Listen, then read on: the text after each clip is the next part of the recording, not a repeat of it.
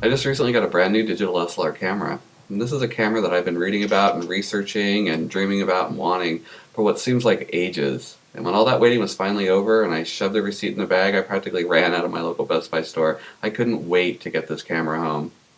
And once I got home, I tore it out of the package and held it in my hands, and it was like Christmas morning to me, and I was like a 5-year-old.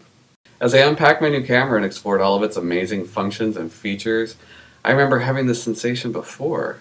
I was maybe 16 or 17, and my sister had given me my very first real 35mm camera. It was a Yashica Electro 35. It was both fascinating and daunting to me all at the same time. I mean, this thing was shiny and silver and had a removable lens. I remember it being covered with knobs and dials and switches that did Lord only knows what, but I was absolutely captivated by the possibility of photographing my world in new and unexplored ways. And I was equally daunted by such foreign sounding things as aperture and f-stop.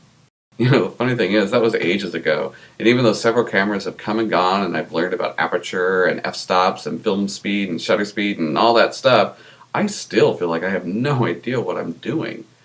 I think I'm always going to feel that way.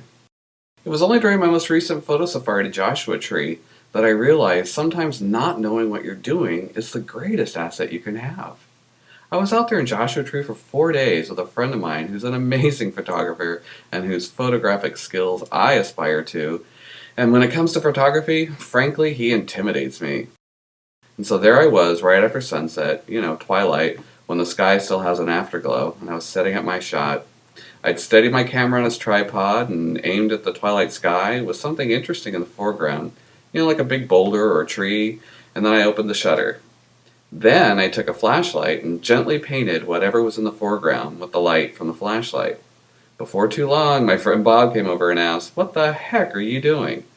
I felt nervous about being challenged, but explained how my process would capture the twilight sky and also softly illuminate whatever I decided to paint with the flashlight.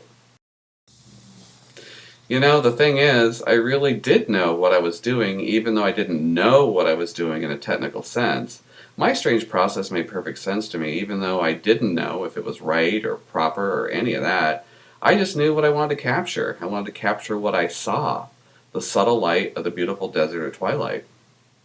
Later that evening, I remember crawling into my tent around midnight, and as I looked out at the dark desert night, I was still seeing flashes of light off the surrounding rocks. It was my intimidating photographer friend Bob putting my crazy, just made it up technique to work. And so I zipped down the flap of my tent and I snuggled way down in my sleeping bag, and I was filled with this huge sense of pride. It had dawned on me that creativity is not bound by or captured with a skilled sense of f-stops or aperture or any of that. It's really about just inviting someone to see the world the way you saw it, if only for a moment.